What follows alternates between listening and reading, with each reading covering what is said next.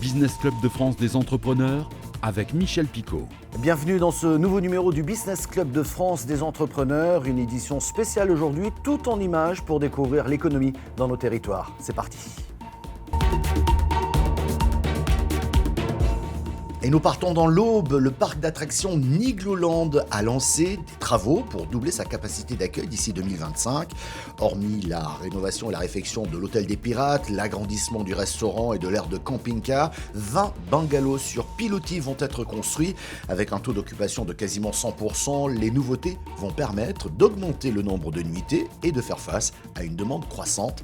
Un reportage de Canal 32. Pour son directeur, le secret de la réussite de Nigloland repose sur le renouvellement et l'amélioration permanente. Si la saison se termine début novembre, pour l'instant, 560 000 visiteurs ont d'ores et déjà franchi l'entrée du parc d'attractions. On est en cumul, à l'heure où je vous parle, supérieur en termes de visiteurs par rapport à l'année dernière qui était notre année record. Donc on est plutôt très satisfait de la saison. Durant cette saison, le parc investit 9 millions d'euros pour bonifier son offre d'hébergement, dont l'hôtel des Pirates, construit en 2005. Jusqu'à 2024, tout est plein. Donc il faut qu'on réponde à la demande, ça c'est important. Une demande de dépaysement et de nuitées qui passe par la rénovation de l'hôtel.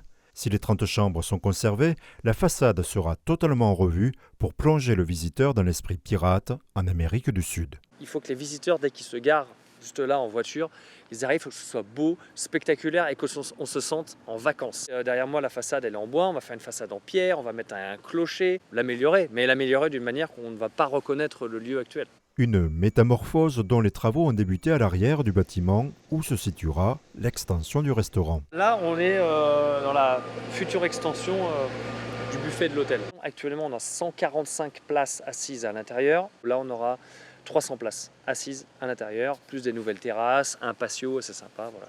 Esprit vacances. Un esprit vacances renforcé avec la création de 20 cabanes sur pilotis. Nommé Cabaina, ce projet vise à allier confort et dépaysement. Sa propre cabane, avec sa propre famille, dans un lieu assez unique, au pied de la forêt, au bord de la rivière. Donc c'est des grandes cabanes pour loger 6 personnes. Il y a 2 chambres bien séparées qui vont pour les grandes familles ou pour les séjours entre amis. Les camping-caristes pourront eux aussi profiter de la nature. Nigloland prévoit de déplacer le parking et de l'agrandir de 30 à 100 places. 0 bitume, on leur trouve un super spot, pas très loin de la rivière pour qu'ils puissent profiter comme les visiteurs de l'hôtel. Passant de 120 à 240 lits, après travaux, Nigloland aura doublé sa capacité d'accueil, souvent pour des courts séjours. Le séjour parfait pour les visiteurs, ce serait qu'ils passent 1 ou 2 journées au parc, qu'ils dorment quelques nuits ici et qu'ils profitent surtout de ce qu'il y a autour de Nigloland. Bar-sur-Aube, les coteaux, la côte des Bars, qu'ils aillent au lac, visiter le centre-ville de Troyes. C'est déjà le cas, mais il faut que ce soit plus. Il faut qu'on aille plus loin, plus vite et qu'on accélère là-dessus. Le parc d'attractions vise le million de visiteurs d'ici 2030. L'ensemble des nouvelles offres d'hébergement de Nigloland sera accessible en avril 2025. C'est au Sake que le nouveau data center a été baptisé. Vêtu d'une tenue traditionnelle, Makita Shimokawa, ambassadeur du Japon en France, Jean-Noël Barrot, ministre de la Transition et du Numérique, et des dirigeants du groupe se sont prêtés au jeu pour ce nouveau campus installé à Magny-les-Hameaux, inauguré début octobre. Un reportage de TV78. Santé. Avec une surface de plus de 10 000 m², ce data center s'inscrit dans la continuité de la souveraineté européenne. Telehouse l'a inauguré à Magny-les-Hameaux ce lundi 2 octobre en présence du ministre de la Transition numérique et des télécommunications. Nous avons là un centre de données qui va être destiné en priorité aux acteurs souverains, à des Dassault Systèmes, à des Thales qui sont géographiquement assez proches d'ici, puisque nous avons un territoire qui est très numérique et très fortement marqué par la souveraineté numérique. Fioul végétal, absence de gaz frigorigène, le data center se veut éco-responsable en mettant en place des actions concrètes pour réduire ses émissions de gaz. Quand on émet du CO2, c'est notre responsabilité de tendre vers le réduire. Et c'est le cas pour les data centers qui consomment beaucoup d'énergie, qui consomment beaucoup d'électricité. Donc notre responsabilité, c'est de prendre ce sujet à bras-le-corps et mettre des actions concrètes qui permettent d'arriver à 0 CO2 pour cette activité. Parce que l'essence même du numérique, c'est de décarboner l'économie. C'est-à-dire de réduire les flux physiques qu'il y a sur Terre et de les passer sur le numérique qui devient décarboné. Donc pour faire ça, on a une obligation et on essaie de remplir cette obligation. En voulant contribuer à un avenir plus durable, Téléhouse s'engage à atteindre la neutralité carbone d'ici 2026. Et nous partons au sein de la fonderie Vexlar, dans les Vosges, une entreprise labellisée Entreprise du patrimoine vivant. Le savoir-faire artisanal de techniques ancestrales, le moulage de bronze se perpétue et se transmet. Les plus grands artistes font appel à cet atelier. Reportage et portrait des fondateurs avec Vosges TV. Concentré et dans un silence quasi religieux, il ne quitte pas des yeux le four. Il en est ainsi pour chaque coulée de bronze dans les ateliers de la fonderie d'art Vexlar à Rambervillers. Une fois la température atteinte, 1160 degrés précisément, les gestes sont sûrs et rapides. Il faut la bonne température pour remplir complètement le moule, que le métal aille dans tous les petits endroits, les petits raccoins. On lui demande gentiment, mais normalement il est docile. Et sachant qu'on travaille sur des pièces très très minces, justement là aussi pour des raisons de qualité.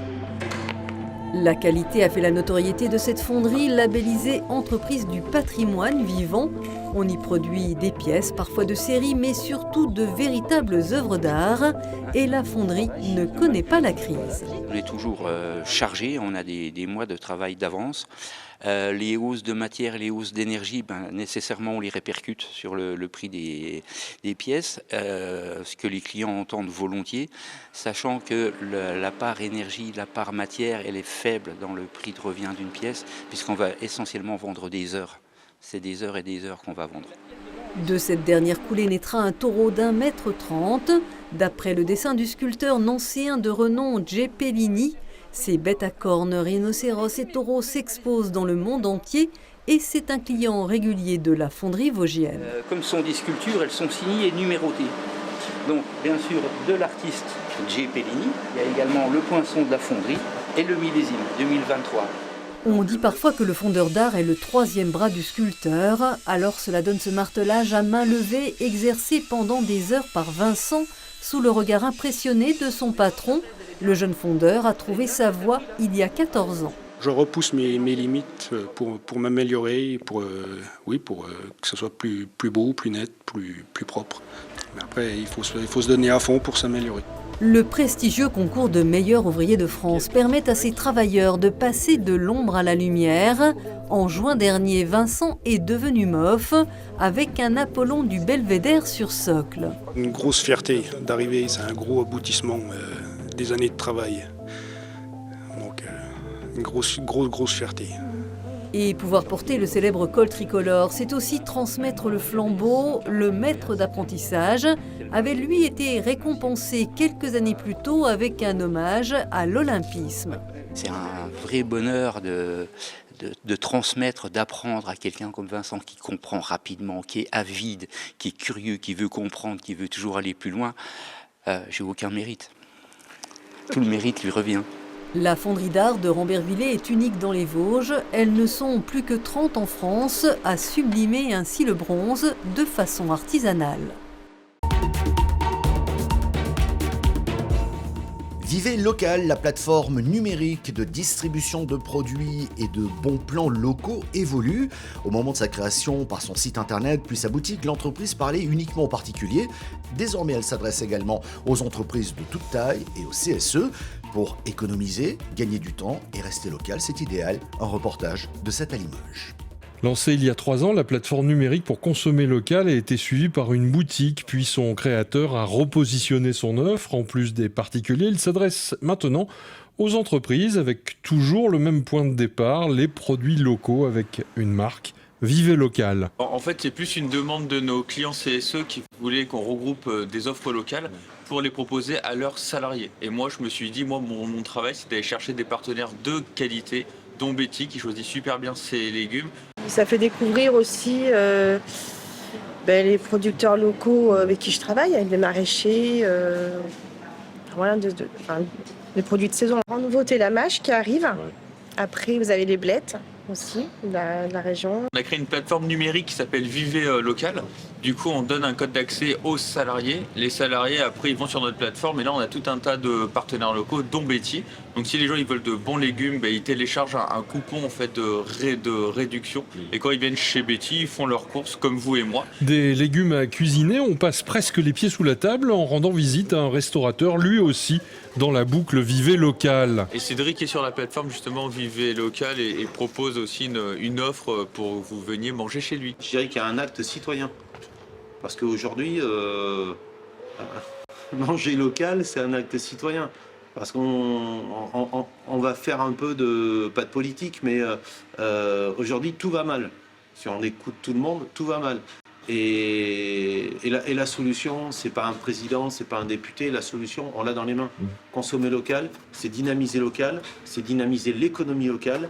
Voilà, c'est un acte citoyen, quoi. Mais les gens qui viennent sur notre plateforme, qui téléchargent un bon, qui a un effet déclencheur, ils viennent chez Cédric. Mais en fait, rien que cet acte-là, en fait, ça aide un restaurant local, plusieurs producteurs. Ça fait, en fait, on aide une 10-15 personnes derrière, en fait, qu'on fait travailler. Un peu plus loin, cette entreprise de plus de 50 salariés a retenu la solution au bénéfice de ses employés. C'est vraiment le local qui nous a fait envie.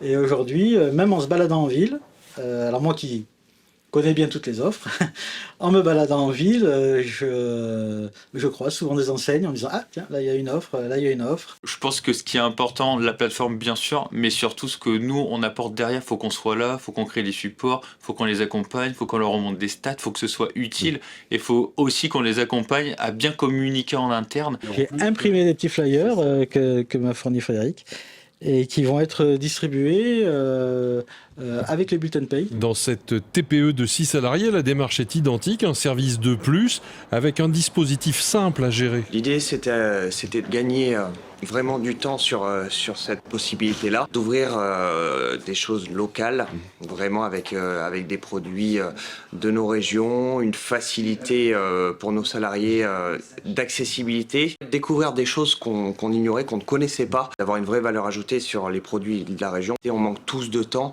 aller au plus simple et pas forcément choisir des produits de nos régions. Et là, c'est tellement facile et je dirais intuitif que tout de suite, on y a accès. Voilà. À portée de clic, cette plateforme complète l'offre des comités d'entreprise, mais c'est toujours s'adresser aux clients individuels.